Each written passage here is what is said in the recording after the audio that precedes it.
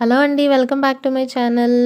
ఒక 1 వీక్ గనక మనం బీట్రూట్ జ్యూస్ తాగితే ఏమవుతుంది అనేది ఈ వీడియో ద్వారా మీతో పంచుకోవాలనుకుంటున్నాను. చూడండి, బీట్రూట్ జ్యూస్ తాగిన 2, 3 గంటల్లోనే మన శరీరంలో మార్పు మొదలవుతుంది. బీట్రూట్‌లో డైటరీ నైట్రేట్స్ అధికంగా ఉంటాయండి. ఇవి మన సలైవాలో ఉండే బాక్టీరియాతో కలిసి నైట్రిక్ ఆక్సైడ్‌గా మారతాయి. రక్తనాళాలు కూడా సైజ్ పెరుగుతాయి.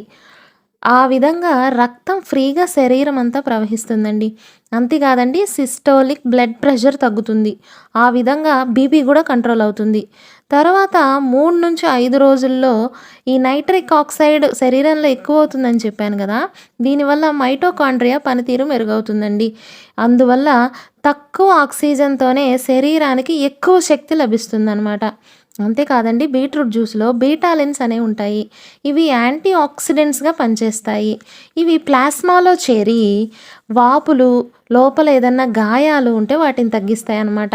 వారం రోజుల తర్వాత ఏమవుతుందో తెలుసా అండి? గుండె తీరు చాలా బాగా మెరుగవుతుంది. అంతేకాదు, రక్త ప్రసరణ శరీరం అంతా బాగా జరుగుతుందండి.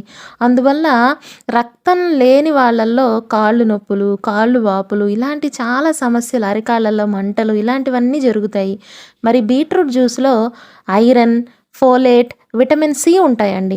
ఇవి రక్తాన్ని చాలా వేగంగా వృద్ధి చేస్తాయి. అందువల్ల రక్తహీనతతో వచ్చే ఈ నొప్పులన్నిటికీ మీరు ఈ బీట్రూట్ జ్యూస్ ద్వారా చెక్ పెట్టొచ్చండి. వీడియో ఇన్ఫర్మేటివ్ అనిపిస్తే తప్పకుండా నా ఛానల్‌ని సబ్స్క్రైబ్ చేయండి. మీరు ఇంకా ఈ వీడియోకి లైక్ ఇవ్వకపోతే ఇప్పుడే లైక్ ఇవ్వండి. Thank you.